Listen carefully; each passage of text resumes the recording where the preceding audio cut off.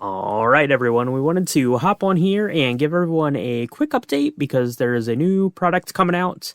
We're pretty excited about. You're probably going to be excited about it too. But if you go back in time to 2008, if you had a PlayStation 2 or a PlayStation 3, a Wii, an Xbox 360, you might have played this game already. But it is getting new life on the Nintendo Switch, and there is a new collector's edition coming from Limited Run Games, and that is Force Unleashed. The Force is unleashed. So, Cassia, The Force Unleashed is coming back. Are you excited about this? You played this, I think.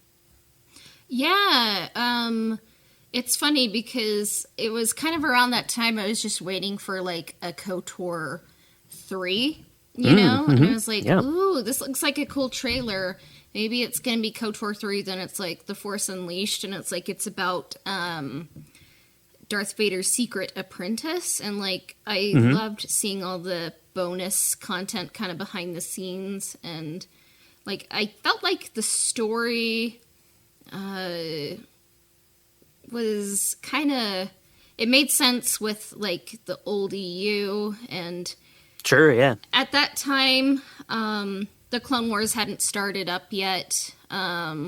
Actually, I think, like, the debut in theater was about the same time that, like, The Force Unleashed was unleashed, you know, in stores. So, like, there wasn't a whole lot of prequel love, and, like, people are like, this story makes sense, and in some ways was executed better than the prequels, you know?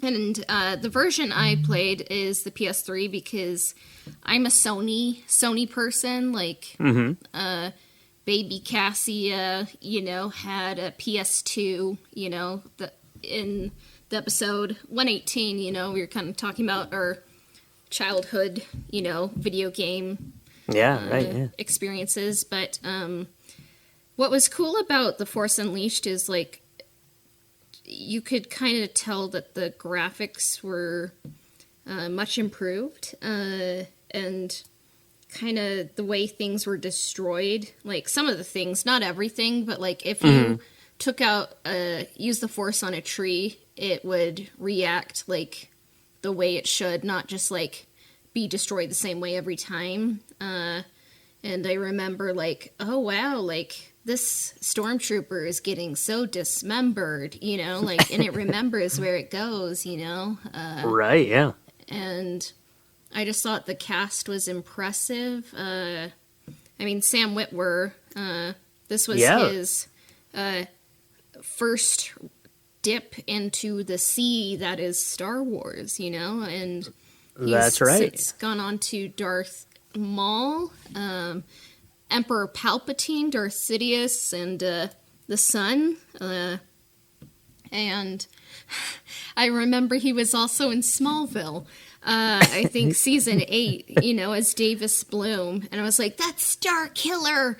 That's right. Do you think anyone ever goes up to him at like Comic-Con or like Star Wars celebration and asks him to sign like some Smallville merch? That would be amazing. I used to have the Blur T-shirt. I think it was season 8 came with like a gray T-shirt with like a spray painted, you know, white S on it, and I was like, "This is so cool." But I think I have given it to Goodwill. You know, I had like all 10 seasons, but like maybe if I ever went to like one of those and I knew like who was going to be there, I would be like, let's bring some Smallville stuff, you know? So. Yeah, that's right. So yeah, and in addition to Sam Witwer, I'm just looking here, there was a lot of other really impressive voice talent. So Jimmy Smits reprised his role as Bail Organa. Tom Kane did voices, as well as D. Bradley Baker. So yeah, that's pretty good. And this was all around the same time. So this was 2008. That's, you know, kind of the same time Clone Wars was getting kicked off, and, you know, this whole like extra like level of Star Wars goodness was happening in the world. Yeah, and kind of with the technology, like on the PS3, this is kind of like the intro to mocap, I guess. Like they would film the voice actors as they voice their lines, just so like and they scan their faces and everything, and so like Juno Eclipse, who's actually played by Nathalie Cox, who was also in Jumper, with Hayden Christensen, so that's cool. So there's like great graphical fidelity, and it's like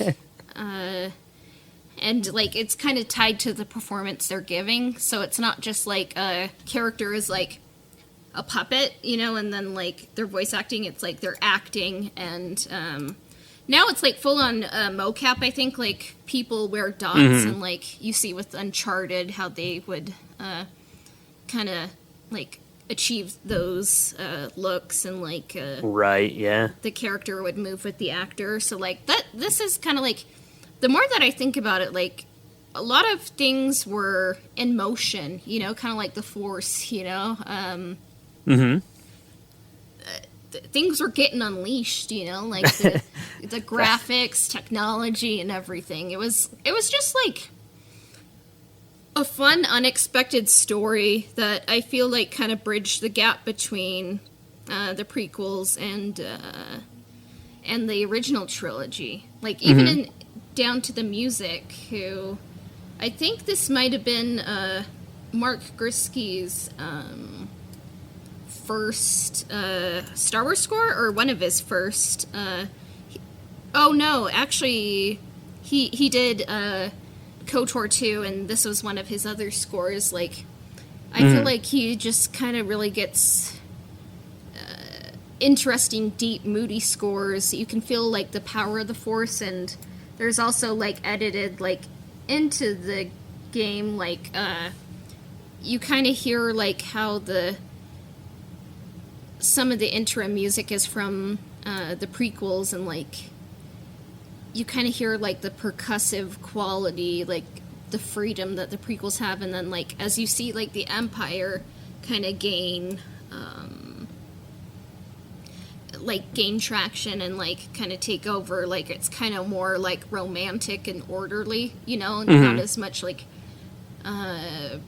freedom, and like right. It's just interesting. And I read the novel that came out with it, and I also played Force Unleashed too. And while I prefer the first Force Unleashed because I feel like they were given more time and freedom to kind of tell the story they wanted to tell, I loved just the different kind of gameplay, like kind of like the creativity you could have. It's like, I'm gonna like get this stormtrooper, push him into this like box which will explode, and then see what happens. It's like, I know like lore wise, like he probably wouldn't be as powerful if it were to be adapted into a movie, but it's like the point of this game is like the fun. Like you want to unleash that Force, like right. This dog is not on a leash, like beware of dog, and